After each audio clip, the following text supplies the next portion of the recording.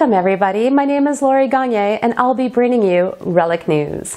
Today we do have a special. We'll be featuring 4 people and an update on an event that had just taken place.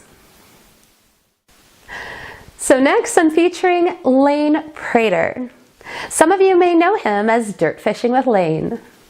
Okay, my name's Lane Prater. I got my first metal detector in 1968, I believe. I got it for a Christmas present from my uncle, and he was in the hobby, and I've been metal detecting ever since. 1968, I didn't get to use it until I think February of 69, but I've been that long in it, yes. What was his first metal detector?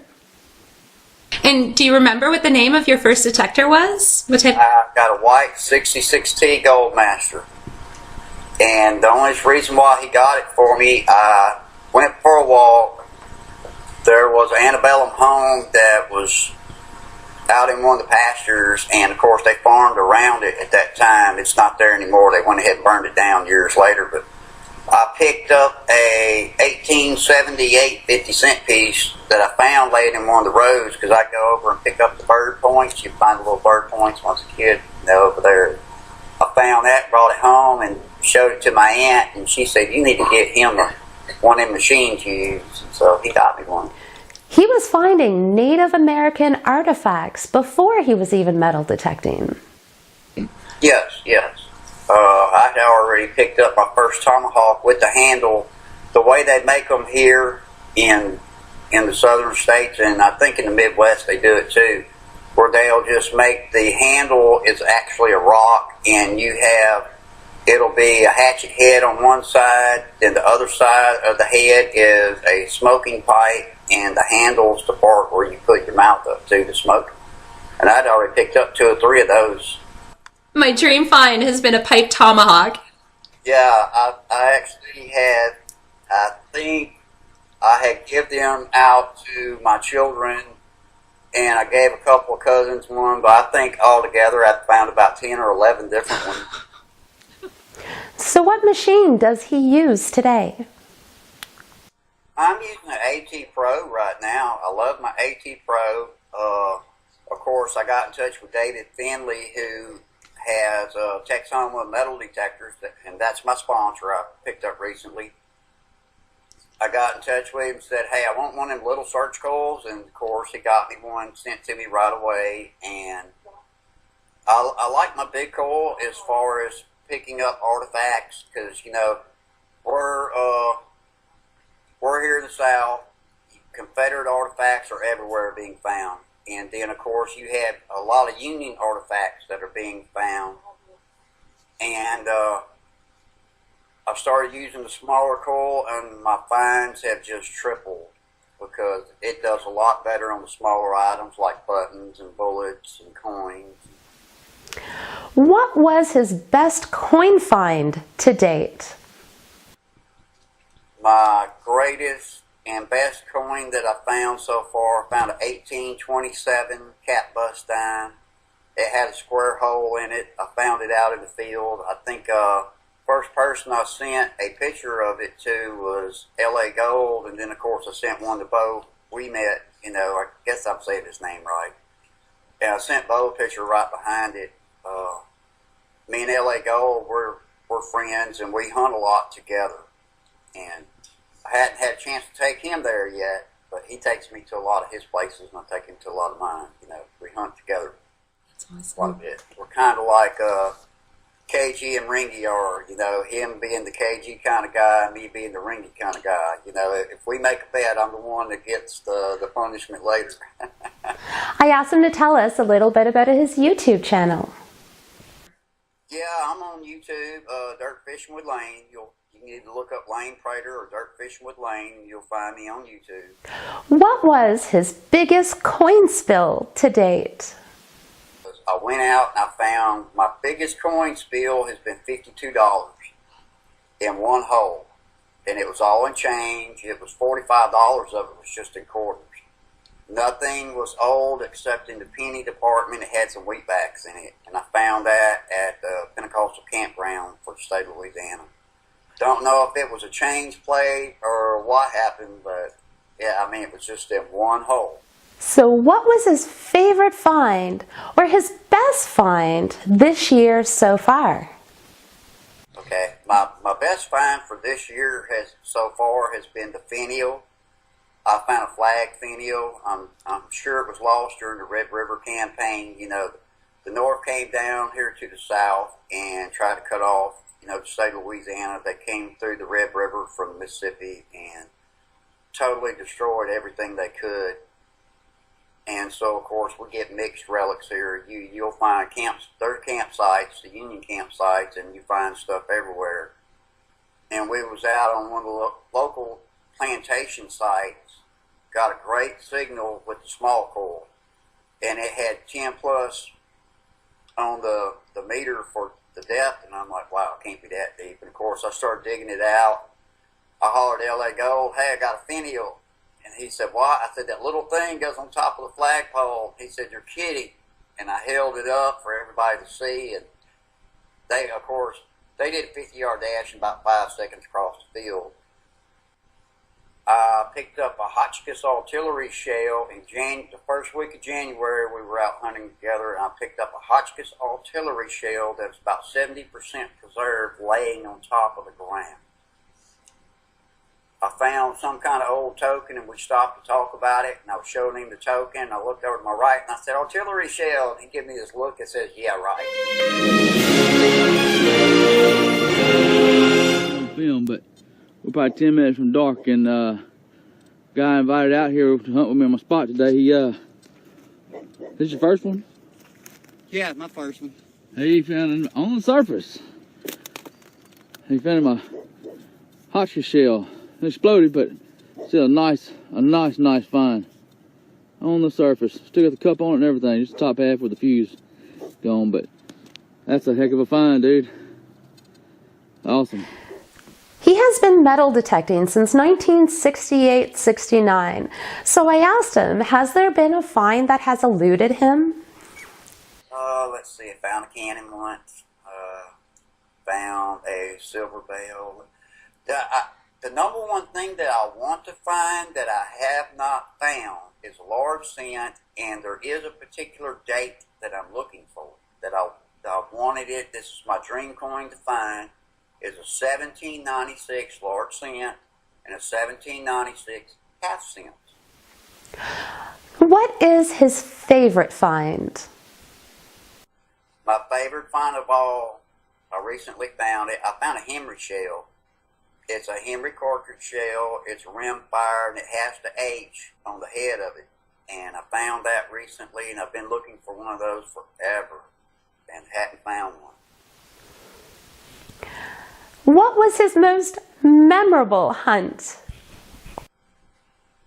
Yes, I do, and it wasn't even metal that made it such a memorable moment. I was digging a hole, had a great signal, I knew it was a coin down in there, and there was a little hole, or I say a little hole, it was about 50-cent piece size hole right beside where I was digging, and as I was digging down, it started getting bigger. And I was trying to be kind of cautious, and a tarantula came out, and of course I did about 10 backflips out across the field. But that was a first on me. I actually dug a tarantula up, and it was very scary and very memorable. And of course I'm arachnophobic, or however you want to say it, and I hate spiders. Oh my goodness, that would have freaked me out. I probably would have done 100 backflips across the field. Oh, tarantula, really? Digging up a tarantula? Okay, I've never heard about digging up a tarantula, okay? I've heard of all sorts of stuff, all sorts of things have been dug up in this hobby, but a tarantula? Lane, I think you topped it. I asked him if he had a Facebook group. Tell me more about... I do have a Facebook group. I have two of them. One I just help my brother with. He puts finds that he makes or items he has for sale on. It's called Digger's Dug It. And Then, of course, I have one that's Dirt Fishing with Lane.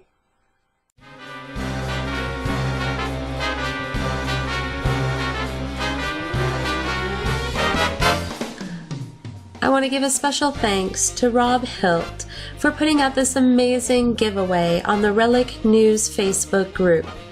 Once we reach 1,000 subscribers, he'll be drawing for this shovel. So all you have to do is become a member of Relic News and like this post that's pinned at the top of the group page. Good luck, everybody, and again, thank you so much, Rob Hilt from the History Hounds.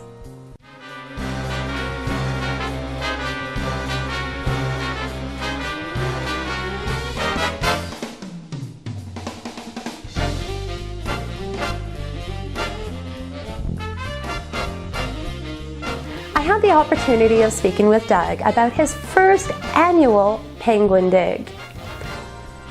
Hey, I'm Doug Bowden, and I came up with the penguin dig along with Willie Beeman and Kevin Kerrigan in our group Awesome Relics New England. What inspired him to create the penguin dig?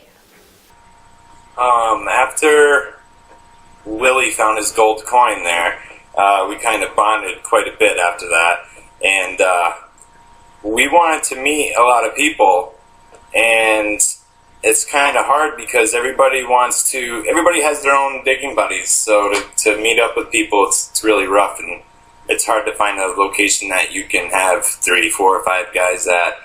So we came up with this, and it worked. We got to meet some great people. It was awesome. How many people attended this event? There were 78 people that registered. Yeah, it was huge. We were figuring on probably like 20 when we first thought of this, and some of the bigger names started RSVPing, and after that it was just people just kept joining up. I asked him if he had a favorite moment that happened.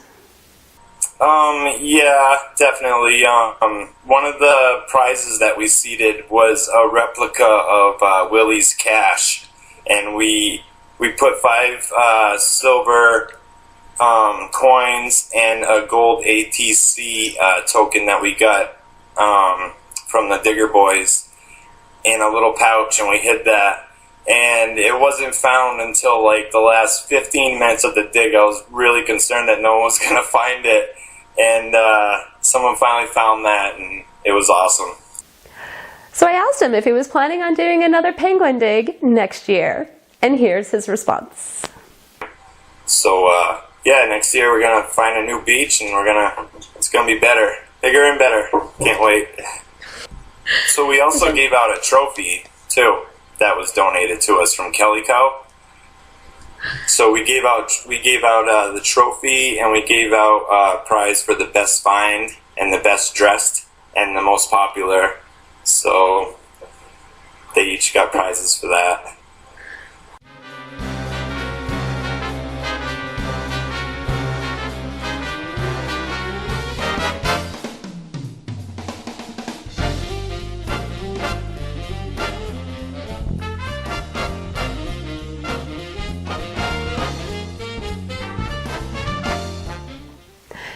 Now we'll be featuring Mike. Sure. My name's Michael Guarascia. I'm from Hamilton, Ontario. I've been metal detecting about 1.5 years now. So what got Mike started into the hobby? Well, I actually started off rock hounding. So I was out in the woods quite a bit looking for fossils and things like that. And upon doing my research into that, I turned up a ghost town in the area that I was looking for fossils in. So I decided, hey, let's go try and see if we can find this ghost town. And I thought I was the first person to ever think of this until I ended up finding shows online like yours, Relic News, and things like that made me realize there's a lot of other people out there that had the same passion as I did. So, yeah, I've gone from rock hounding into fossils and now into the metal detecting for about 1.5 years. What metal detector does he use? I use a Technetics Delta 4000, actually. So I started off, as I said, 1.5 years ago, and like most metal detectorists, in order to figure out whether I enjoyed the hobby or not, I started off with the $80 machine from Canadian Tire, and I went out there and I actually located some things, and I dug up a lot of iron, so lots and lots of nails and bottle caps and things like that. And when I realized that I started to pull some good things out, I pulled a couple coins out from the 1800s with this with the low end metal detector. So then I decided to upgrade just to the next level up to see how much I like this machine. So I went up to the Delta 4000, and it's been a great starter machine for me. I had come across quite an interesting post on Facebook. Now this post was made by Mike, and it featured a police officer and a police officer's badge. Here he is to explain. Absolutely. I find out when you're out metal detecting a lot in the woods, you'll come across some very odd items as you're searching for relics, coins. You'll come across a few things you wouldn't expect to pull out of the ground. So I've seen quite a few people on different posts and different things like that pull up many badges, but most of them, and they seem to enjoy them a lot still, and I would myself, most of them are toy badges from kids running around in the woods pretending they're a sheriff or whatever. And so when I pulled this one out, I expected it to be just a kid's toy, right? And I got into cleaning it, wiping it off a little bit when I dug it up, and I realized it was a real badge. And it had a constable number on it and everything, and it seemed like it was something I'd be able to trace the history of. I was thinking 1970s probably, from the amount of the coins I was digging up in the same area. They were about the 70s. So I ended up calling, when I got home, I cleaned it up a little better, and it was an actual police badge, and I called down to the station here in Hamilton, Ontario, and the constable had still actually worked for the Halton region, and he was actually on duty that night. So I got a phone call back from what I believe was his partner, and he said, I'm going to send him to your house. And so within a half an hour, I had the big police officer come right to my door. He showed up right away, and I handed him his badge, and he seemed a little sentimental to him. And I later learned out from him, as we had a conversation here about it, that it was, obviously it had been replaced. His personal car had been broken into 2 years ago. So, and then I guess the police badge had been thrown in the woods when they realized it was a policeman's wallet. You had to get rid of it, I guess, So it ended up in the woods anyway. And I guess it was the police badge that when he graduated from police foundations, it was presented to him by his father, who was also a police officer. So the sentimental value was all about the return. It was one of the ones where it's an emotional process for them, and just something great that comes from digging up history in this and to returning things.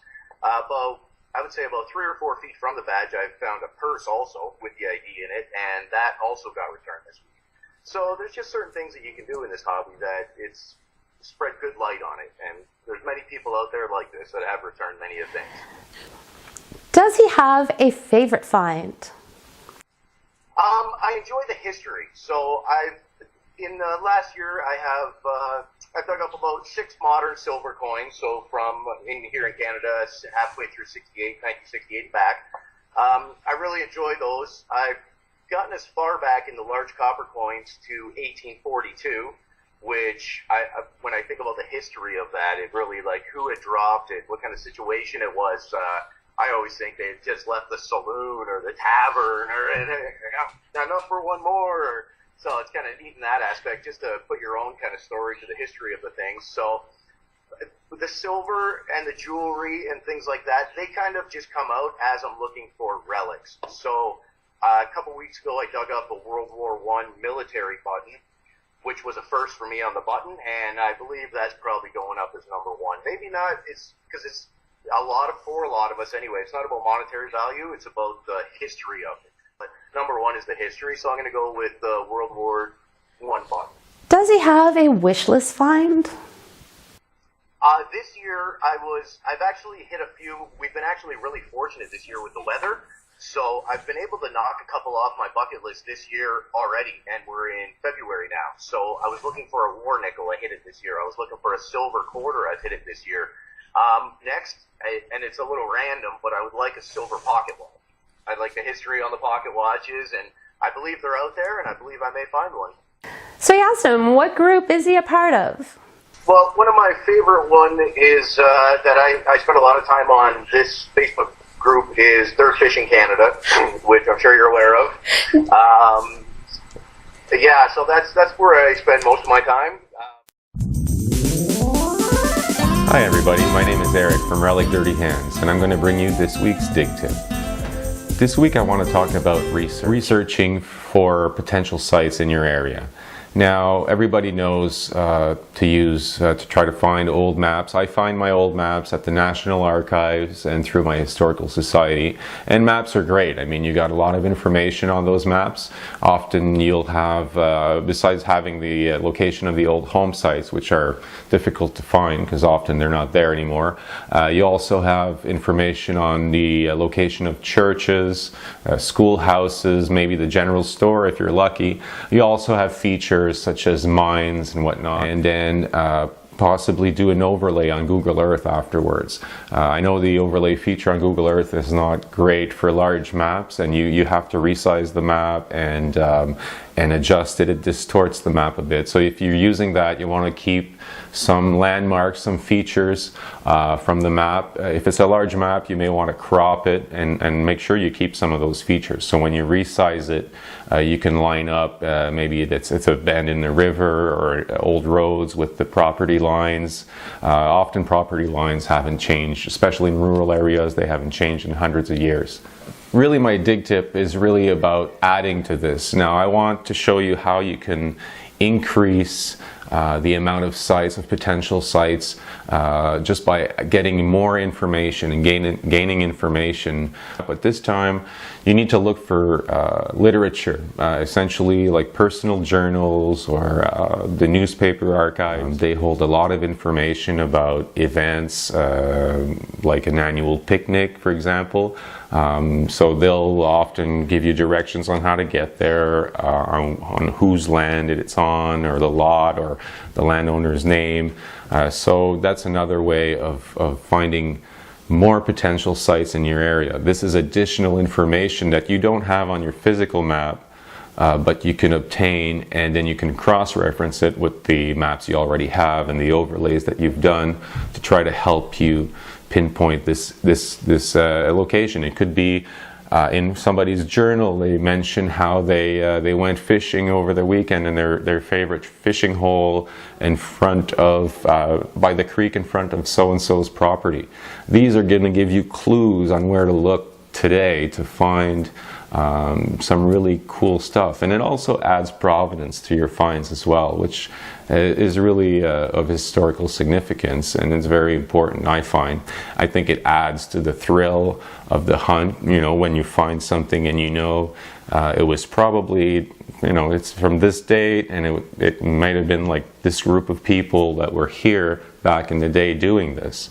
So it adds provenance to the finds, and hopefully you can benefit from this and find more areas to hunt and maybe find a sweet spot. Well, thanks for listening. I hope this helps, and remember, always ask permission on private land and follow your local laws. Happy hunting.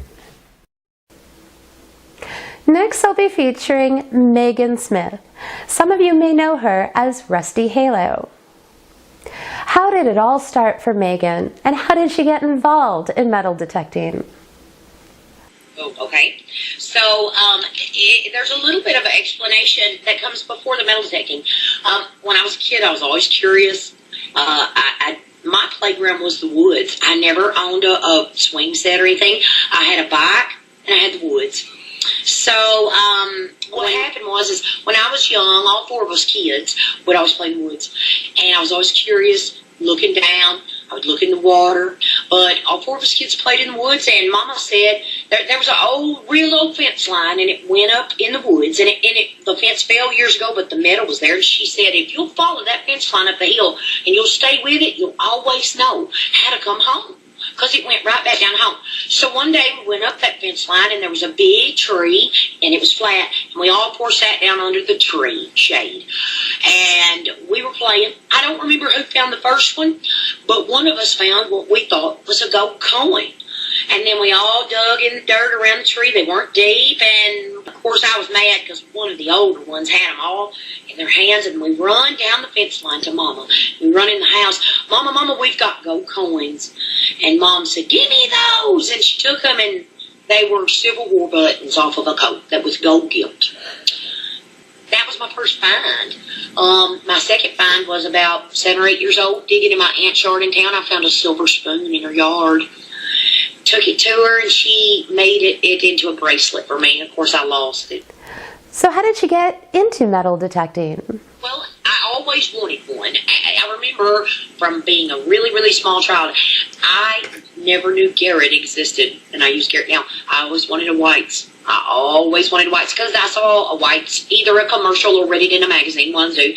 And, I wanted one bad. I think I saw it in Dad's Hunting magazine, in the back or something, advertised. And I asked and begged and asked and saved money and all this. And I wanted one as a kid. I was about early 20s, and my boyfriend at the time bought me a bounty hunter at Walmart. I never even used it, not one time. I let my cousin's boyfriend borrow it to look for something he lost. I never saw it again. Didn't even use it. So I didn't get another one until about 2013. I didn't pay a dime for it. Bounty hunter, Tracker 4. Saved up. In Tennessee we have a lottery. And we have scratch-off tickets, and if they are losers, you can scratch off and there's numbers on it, and you can enter those numbers for points. And my son, they have a metal detector Tracker 4 bounty hunter, so I saved those points because he wanted it. And I didn't start again until December of 2014, and I found an $18.99 B-nickel in a bowl at my husband's, we weren't married at the time, but Mitchell's old house. And I didn't even know what it was. I'd never heard or seen a V-nickel. It's covered in dust. I said, what is this? I didn't know what a V-nickel was. Never seen or heard of one. And you know what? It lit that old flame in me that I thought had died so many years ago. But see, it didn't. It didn't die. It was like an ember, just covered up in leaves. But it was still alive. It just needed to have breath. And things undone, things that I always begged for and wanted and wished and hoped and never got. And now I get to 35 years. I had to wait 35 long years. It feels so good just when my body works well enough to go. Some people get to go. I try to go every day. Nobody knows what it feels like when your legs don't work or your arms don't work well enough to walk. But just to get out, just to not even feel well enough, but just to be able, your body work well enough just to go. It's a miracle. Now I hope this inspires many people with injuries. Megan had said, I kind of thought after my injury that I was useless. I could no longer be a nurse, and I was in a lot of pain. But now with metal detecting, I feel alive. What is her favorite find? The key. My key that I found.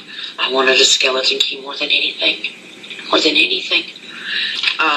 It's a tie between the key, my first silver of 43 Merc. Same thing as I wear this day and night. I sleep in it, everything. I never take it off unless I absolutely have to. This is the one Kurt gave me. But it's the same coin, 43 Merc. That's the first silver I ever found. I actually carried that coin with me at all times. It's in a keeper to my purse. But a 43 Merc plain. This is my first silver. The one that's around your neck. Kurt had given you that one, or? When I went up there to dig with him, he dug it, and he put it in his bezel and mailed it to me. And on my video, My Surprise Dig with the Hoover Boys is the name of it. At the very end, I open it.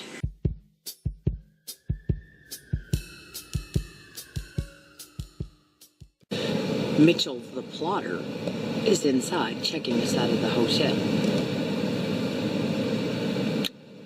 Who is it that he's been texting? Terrified. That's me, Brad. Isn't it? I am losing my mind. I can't get out. My legs are jelly, Mitchell. My legs are completely like jelly. It's Kurt from the Hoover Boys, B-Rad from the Hoover Boys, and Lincoln Leo's coming too! You did? You are such a liar. Mitchell. What's up, Mitch? Man. How's it going? Nice to meet you. Nice to meet you. Oh, man. This is wonderful. Yeah. First mark I ever found was a 43. It's good to hear. And now I'm with you, and you found a 43. First silver of the day. I'll take that all day, every day. Let it be a complete surprise. I hate knowing just a little bit, and then I have to wait. I'd rather just not know anything. That's a real surprise. This is just torture. Thank you, Mr. Kurt, in case I forget to say it, because I badgered Mitchell with a barrage of questions each and every day. And one of them was, am I going to cry when I open it? And he said, probably.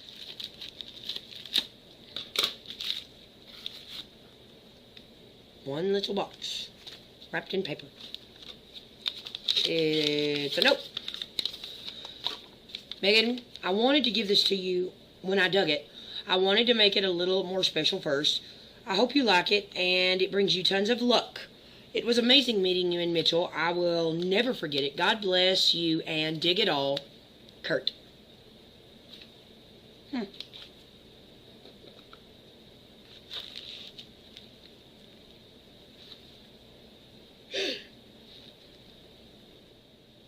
You suck so bad, Kurt. You suck.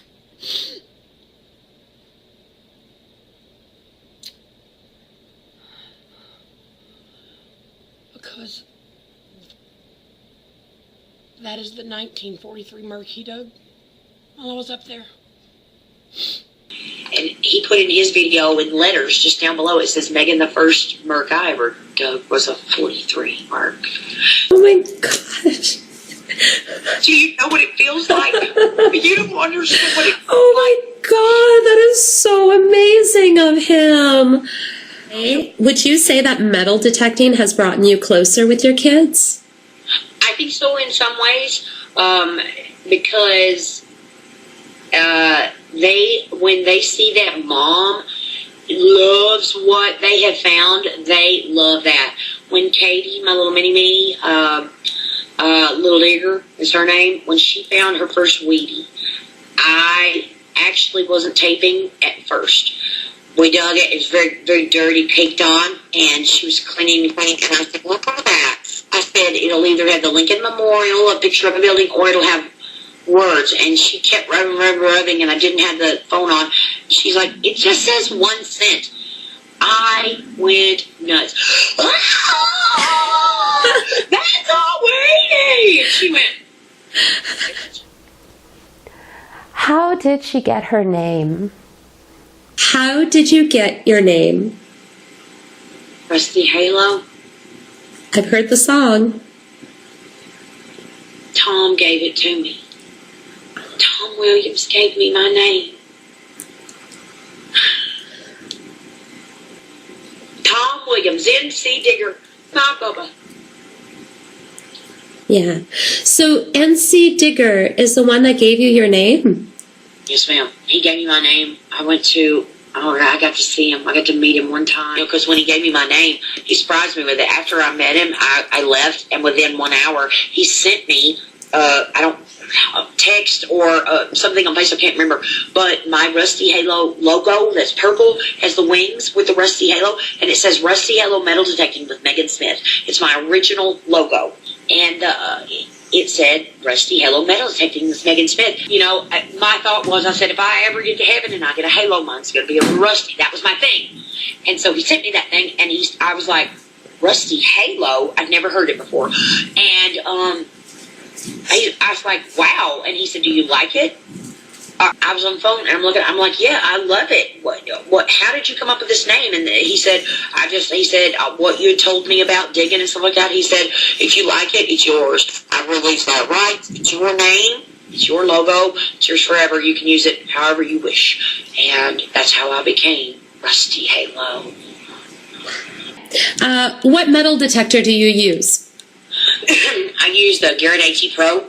I actually saved for a long, long time. Has there been a find that has eluded her? Yep. It's this one, the large cent. That's what I want. Now that I have the key, my next biggest bucket list find is the large cent. What was her most memorable hunt? The man I can now call brother, and he calls me sister, Kurt. And once again, I am blessed beyond what I deserve. I love that man. So you would say your most memorable hunt would have been your hunt with Kurt. Was that the one, the surprise? That was. Here is one of her favorite relics. This I just found recently. And I found it at a very early log cabin that is literally across the creek from where I grew up. So when I got this, it's made out of iron. What is it? So anyway, it was rusty, crusty, had bubbles of rust here, all over.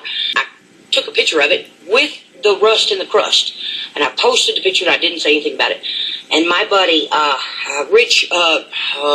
Roger McNabb, I think, McNabb's his last name, in like Middle Tennessee, East Tennessee. He said, that's a bullet mold. And I was on the phone with Mitchell, and I run in here, and I grabbed it. It was in my mildly interesting bowl over there. And I looked at it, and I started cleaning it. I put it in some apple cider vinegar for a couple of days, and most of that came off. And then I put some PB Blaster, it's an oil. And sure enough, that is an original. It actually, you have to look with a magnifying glass because it's so corroded, but it says Colt's patent. 1851 model, 36 caliber pistol mold. This is the round ball up top. This is the conical mold here. And this is called the sprue cutter here. You would nip off the little sprue. So I forgot. That is one of my, that's the top, but that's the newest one, and I completely forgot about that. I also asked her if there was anything else she wanted to add. Or tusk, you know. Like, okay. You know. Cute. Yeah, so I have two of them. And then, of course, look, my silver so far this year that I haven't done anything with. I haven't looked up anything about them. So I asked her to tell me a little about her YouTube channel. Specifically, the name is Rusty Halo Metal Detecting. And I do have a lot of videos on there that were made just as clips with my phone. My camera was broken for a while, so I had to. But I do have some better videos on there that were made. My buddy Mike Noble had helped me make my intro.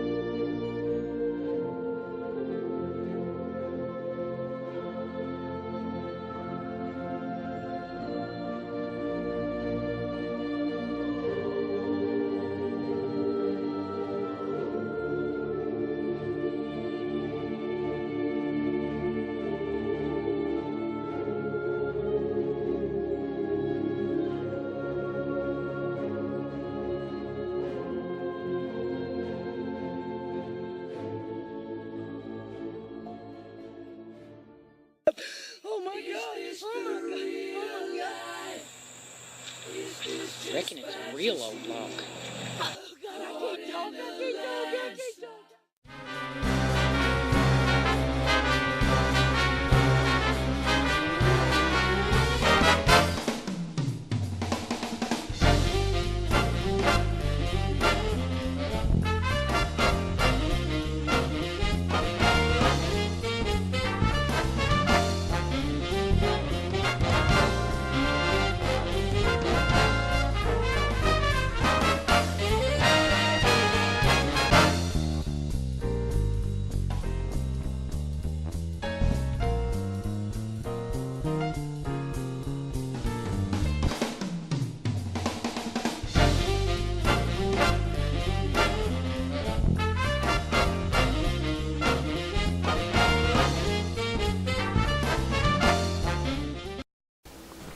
So next I'll be featuring Lee Dowdy from the Historical Diggers Facebook group page. I want to say a big thank you. He had donated a GoPro camera for a contest with the best story. Congratulations and thank you for participating. My name is Lee Dowdy. I'm from Cartersville, Georgia, or Cassville, Georgia. Been metal detecting for about 7 years now. So what got him started in metal detecting? Just watching the History Channel and looking at all the stuff that the Civil War actually went through, and just started studying it and started doing a lot of research on maps. And I found a lot of the maps were just a little off. And by a metal detector, man, I started finding a bunch of stuff, and I just had to continue. What type of metal detector does he use? I use a Garrett AT Pro and a Garrett AT Gold. What is his favorite find? I recently found a rolling block AT-64 Civil War rifle. I found it like 3 weeks ago, I think it was. It was still in a trench. The hammer was pulled back and it was still loaded. I thought that was the most amazing find that I've ever found here recently. And then I got a lot of bullets. That just so much artifacts to go through, you know, and all this history still lays up under the earth. You know, again, we go back to Civil War maps, and I kept on digging this place forever, and I just couldn't find nothing. So what I done was I done a little bit more research on it, and it was off like a half a mile.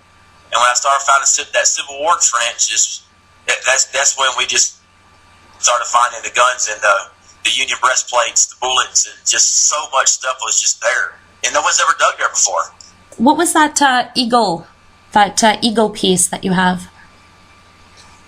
I found that eagle in a pasture in Cassville, Georgia, and I almost threw it away. I didn't know what it was. And then again, I almost gave it to a friend. And then when I started doing research on it, it comes to find out it was a Civil War flagpole topper. So I sent it off to have it professionally cleaned, and on the very, very back of it, it says 5th Ohio Cavalry.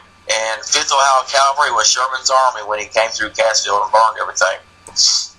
And it says Tiffany Company, 1861. So I asked him what his favorite find was. What would you say is your favorite find? My favorite find was probably that rifle. I like it the most. What was his most memorable hunt? Most memorable hunts? Probably floating down a creek and lost my kayak, and I lost everything with it. Yeah, I mean, me and some friends, we was out having fun, and was in kayaks. And all of a sudden, I don't know what, we hit a rock or something, we just lost everything. So, we had to walk out.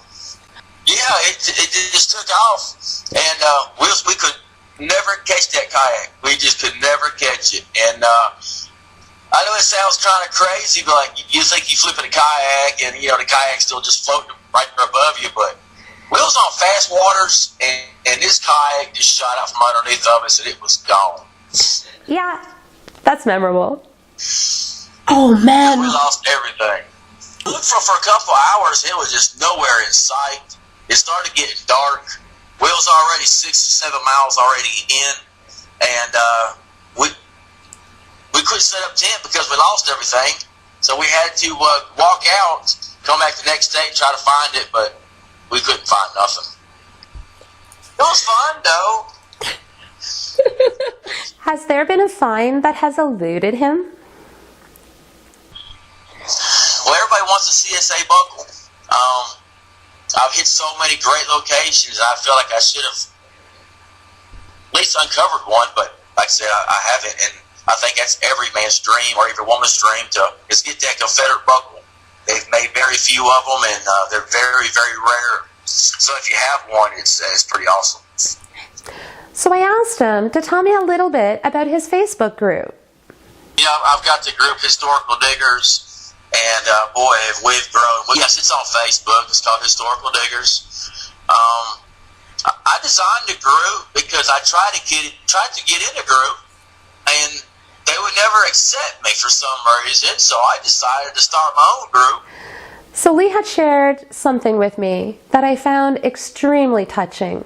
A couple months ago, I had this little fella on my historical diggers page hit me up, and he was asking about metal detectors and what was right for him and the price and how much did they range and how deep were they and how good were they and such forth. And I told him I had it in a Garrett AT Pro, and he's like, "Well, what is that?" And I was like, "I tell you what, if you'll come to the house tomorrow, I can show you and demonstrate this AT Pro, and if you can afford it, whatever, we can call Heath Jones and we can set this, set something up for him." He got to swing that AT Pro, and he started finding Civil War bullets. And I've never seen a 15-year-old or 16-year-old just cry because he wanted it, but he couldn't afford it, and I just gave it to him. I just gave him that AT Pro, and I gave him all the accessories with it, and he's out metal detecting, and it made me feel so good. It's like God was there at that moment that made me decide to give that little boy that metal detector. I buy my metal detectors off of Treasure Mountain, Heath Jones. I love Heath Jones. Heath Jones we're like brothers. When I need him at 2 a.m., he will answer that phone. It's awesome that he's there for everybody. He's in every metal detecting group. He's an admin over quite a few, and Heath Jones is just awesome. I mean, you can't get better than that. Now here was something that was written by the last person who had received an AT Pro from Lee. "Hi, my name is Christy. I'm a single mother of 3 wonderful children, one whom is special needs. So to say the least, time for myself and money is pretty tight. But when I do get alone time, I love to go out metal detecting. It's been the only hobby I have, so hitting the dirt is my passion. But my metal detector wasn't the best. In fact, it was pretty basic and cheap, and my findings were limited by it. I always wanted something better, but there was no way I could afford a good machine, and just figured I would never have one. That was until I met Lee Dowdy, who understood my situation and was so graciously decided to help me by sending me my very own Garrett AT Pro. I was beyond shocked by his generosity and willing to help. Now I can detect with the best of them without limitations. Words can't express how very grateful I am, and one day I will give back to somebody less fortunate than myself, as Lee has done. Don't forget to join his Facebook group, Historical Diggers. So that wraps it up for this week's episode of Relic News. I'm so happy you all tuned in, and I'll see you next week.